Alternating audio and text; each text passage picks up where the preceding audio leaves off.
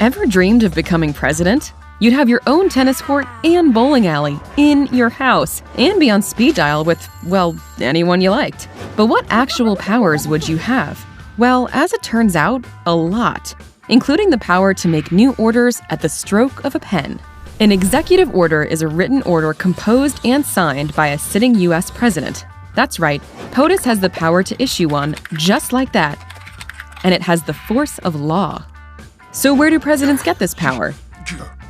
Well, it's right there in black and white, well, maybe tan and dark brown, in Article 2 of the Constitution. It simply states that executive power is vested in the president. Well, that leaves some room for interpretation. But executive orders have been used since the country began to do many things like raise the minimum wage or declare a national emergency without having to run it by Congress.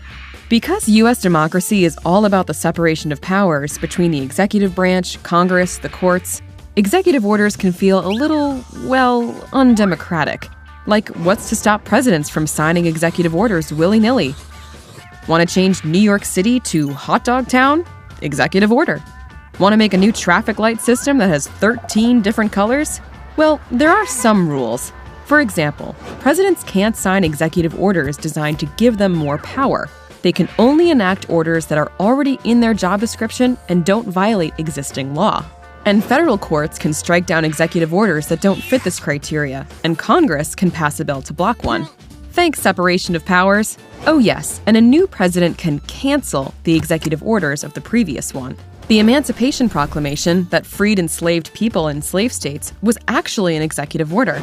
Every U.S. president has signed at least one executive order, except William Henry Harrison, who died 1 month into his administration. Just not enough time.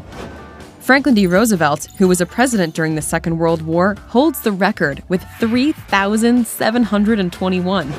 Mostly they're designed to help the country, but political opponents often condemn them as an abuse of power. If you were president, what executive order would you make?